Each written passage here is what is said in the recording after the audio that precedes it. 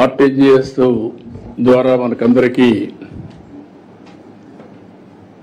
ఎప్పటికప్పుడు data analyse చేస్తున్నాం.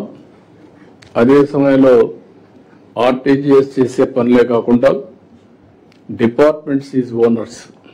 నేను చాలా స్పష్టంగా చెప్తున్నా, ఆర్టీజీఎస్ ఓన్లీ డేటాని కలెక్ట్ చేయడం, సిస్టాన్ని మేనేజ్ చేయడం, ఆ సిస్టమ్ మీకు అందజేసే బాధ్యత వాళ్ళు తీసుకుంటారు. ఇప్పుడు ప్రైవేట్ సెక్టర్లో కూడా గవర్నెన్స్ మారుతా ఉంది. ఇప్పుడు డేటా సెంటర్స్ వస్తున్నాయి. కార్పొరేట్ ఆఫీసులు అయితే తగ్గిపోయే పరిస్థితికి వస్తూ ఉంది. డేటా సెంటర్లో అనలిటిక్స్ వస్తున్నాయి. అదే సమయంలో ఆ డైరెక్షన్స్ అనే లాస్ట్ మైల్కి మళ్లీ పోయే పరిస్థితి వస్తూ ఉంది. కార్పొరేట్ ఆఫీసెస్ యొక్క ఇంపార్టెన్స్ తగ్గి డేటా సెంటర్స్ ద్వారా ఎప్పటికప్పుడు అనలిటిక్స్ చేసి లాస్ట్ మైల్కి పంపించే పరిస్థితికి వస్తున్నారు. అంటే ప్రపంచంలో ట్రెండ్స్ మారుతున్నాయి. మనం కూడా గుర్తుపెట్టుకోవాల్సిన గవర్నమెంట్లో ఒక బాధ్యత ఉంది మనందరిపైన. నేను కొన్ని గవర్నమెంట్స్ చూస్తూ ఉంటాం. వాళ్లకుండే ప్రత్యేకమైన పరిస్థితుల్లో ఒక విజన్ పెట్టుకొని బ్రహ్మాండంగా పనిచేయగలుగుతున్నారు. దానివల్ల మంచి ఫలితాలు కూడా వస్తున్నాయి. ప్రజల ఆస్పిరేషన్స్ డే బై డే పెరుగుతున్నాయి. మన దగ్గర కూడా నేను చూశాను. ఇప్పుడు అంత మునుపు కూడా ఉన్నారు, కానీ ఇప్పుడు యంగ్స్టర్స్ గా ఉండే వాళ్ళందరూ చాలా మంది ఐఐటి, ఐఐఎం పాస్ ఇక్కడికి వచ్చారు. జనరల్ గా ఐఏఎస్, ఐపీఎస్, ఐఎఫ్ఎస్ ఈ సర్వీసులు అనేటివి ప్రీమియర్ సర్వీస్. ఇది బ్రైట్ స్టూడెంట్స్ అంతా కూడా జీవితంలో సర్వీస్ చేయాలనే ఉద్దేశంతో కాంపిటేటివ్ ఎగ్జామ్స్కి వచ్చి ఆల్ ఇండియా సర్వీస్కి వస్తారు. అలాంటప్పుడు మీరు ఒకసారి రాజీ పడిపోవడం, సిస్టమ్స్లో ఉండే లోపాల వల్ల కానీ, లేకుంటే మారిన పరిస్థితులకు అనుగుణంగా మారకుండా పోవడం కానీ, దీనివల్ల చాలా వరకు మనమందరం అనుకున్న రిజల్ట్స్ ప్రొడ్యూస్ చేయలేకపోతున్నాం. ఏదేమైనా నేను మిమ్మల్ని అందరినీ ఒకటి రిక్వెస్ట్ చేస్తున్నా, ఈరోజు మీరు వింటారు. విన్న తర్వాత మీకు ఉంటే డౌట్స్ ఒకటి చెప్పండి. ఇది ఒక బ్రెయిన్ స్టార్మింగ్ సెషన్. అందరం అవగాహన చేసుకోవాల్సిన అవసరం ఉంది. మీరు వాల్యూ అడిషన్ ఇవ్వగలిగితే ఆ వాల్యూ అడిషన్ కూడా తీసుకుంటాం. అందరం కలిసి కలెక్టివ్గా డెసిషన్ తీసుకొని కలెక్టివ్గా ముందుకు పోయే పరిస్థితి వస్తే మనం అనుకున్న లక్ష్యాన్ని ఈజీగా నెరవేర్చే పరిస్థితి వస్తుంది. దయచేసి ప్రతి ఒక్కరు దీన్ని అర్థం చేసుకోవాల్సిందిగా నేను కోరుకుంటూ, ముందు నేను ప్రజెంటేషన్ చేయమంటాను. ఆ ప్రజెంటేషన్ చేసిన తర్వాత మీ డౌట్స్ ఉంటే మీరు చెప్పండి. కానీ ప్రతి ఒక్క డిపార్ట్మెంట్ కూడా గుర్తుపెట్టుకోవాల్సింది, ఈ రోజు నుంచి every day every functionary data ఆటోమేటిక్గా వస్తుంది. ఆటోమేటిక్గా వచ్చినప్పుడు ఆ డేటాను ఉపయోగించుకుని మీరు ఎక్కడికక్కడ మీ డిపార్ట్మెంట్ డ్రైవ్ చేసే బాధ్యత మీ మీద ఉంటుంది.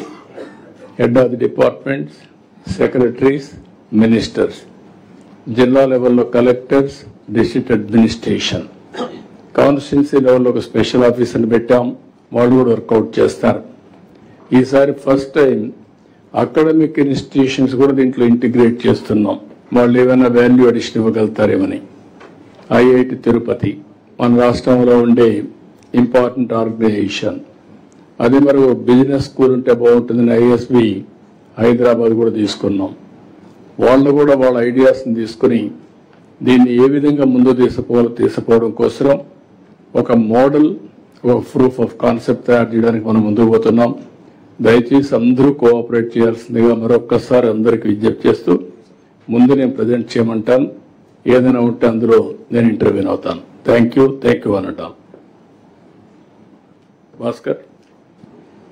Thank you, sir. Honorable Chief Minister, Honorable Council of Ministers, Chief Secretary, sir, DGP, sir, and all the senior special secretaries, principal secretaries and secretaries, HODs, collectors and SPs who have joined online from the districts. I welcome you to the meeting, and I will very quickly go through the presentation for the convenience of all the participants.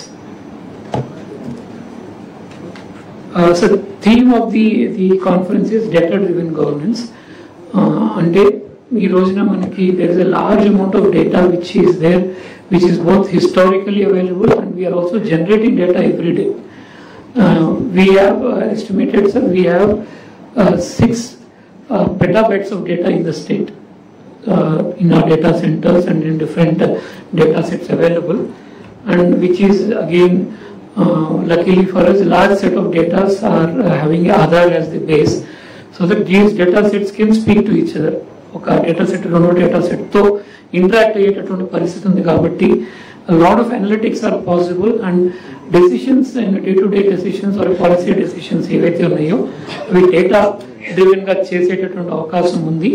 So దాన్ని మనం ఎఫెక్టివ్గా వాడుకుని గవర్నమెంట్లో efficiency ఎలా పెంచుకోవాలి అనేది ఈరోజు ఒక కాన్ఫరెన్స్ యొక్క ఉద్దేశం. ఇప్పుడు చూసుకుంటే ఇందాక మనం మాట్లాడుకున్నప్పుడు చాలా డేటా ఉంది మన దగ్గర ప్రతి సిటిజన్ కి సంబంధించిన సమస్త demographic data including health data is also available. వాళ్ళ ఫ్యామిలీలో డయాబెటీస్ ఉంది, ఫ్యామిలీలో అదర్ ఇన్సిడెంట్స్ ఉన్న లాంటి డేటా దగ్గర నుంచి వాళ్ళ యొక్క డెమోగ్రఫిక్ డేటా హెల్త్ డేటాతో సహా మన దగ్గర అవైలబుల్ గా ఉంది. All other parameters are there.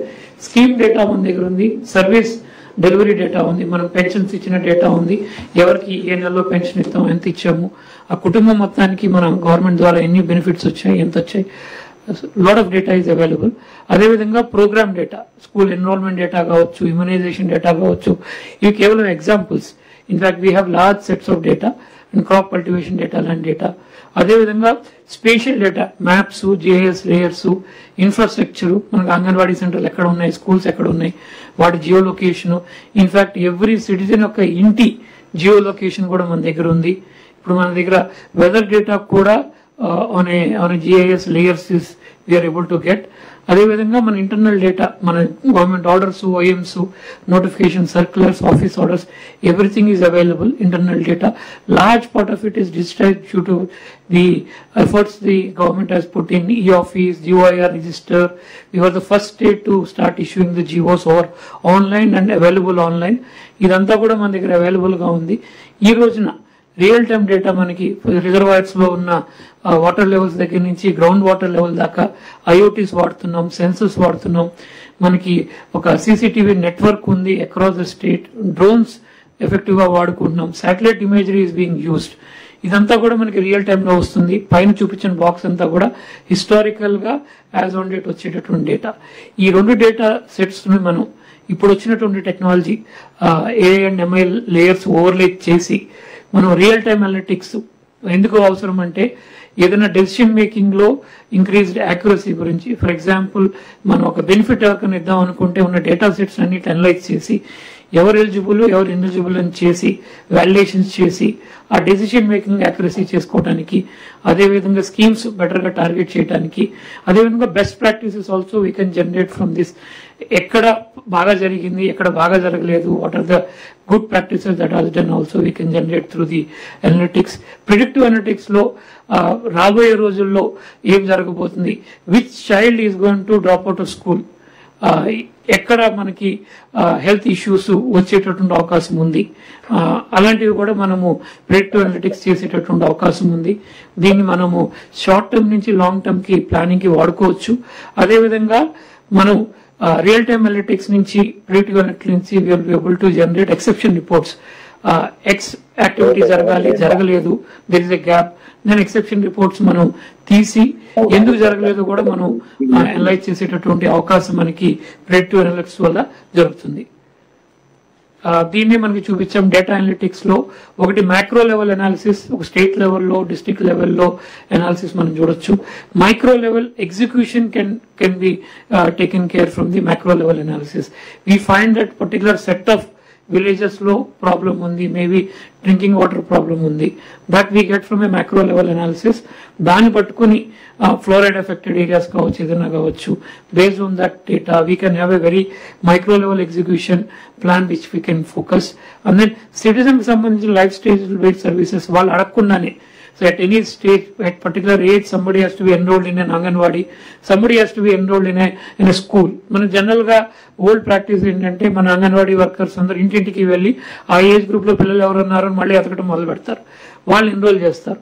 Rather than that, since we have the entire birth and death record digitized, we can easily know that who are the children who are supposed to be in Anganwadi, and we can only generate exceptions. లేని వాళ్ళ exceptions మాత్రమే మనం pick చేస్తే ఈ work కూడా కొంచెం smart గా ఈజీగా అవుతుంది, రాదర్ దాన్ మొత్తం ఇంటింటికి వెళ్ళి ప్రతిదీ డీనోవో చేసే కంటే we can do lot of services on a life style base this thing both for individual as for the family, and then we can move from a reactive governance to a proactive governance. Specific ఎవరికి ఏది అవసరాలు ఉన్నాయి అనేది మనం data sets నుంచే కనుక మనం తీసుకోగలిగితే proactive governance we will be able to do. జరగబోయేది మనం ముందే we can predict with a reasonable accuracy. Today the AI and ML the systems have improved to a very large extent. In large number of cases, private sector is already using it. Private sector exactly knows who are the people who are going to buy my products, who are the people who are my target audience, and they direct all their energies towards that particular client. So in government also, మనకి ఎవరెవరికి ఏం అవసరాలు ఉన్నవి, ఎవరికి అవసరాలు వస్తాయి అనేది కూడా మనం ప్రిడిక్ట్ చేసి we can ensure that that kind of activities like we can also do ensuring that వాళ్ళందరికీ కూడా చాలా స్పెసిఫిక్ గా మనం డెలివరీ ఆఫ్ సర్వీసెస్ చేసేటటువంటి అవకాశం ఉంది.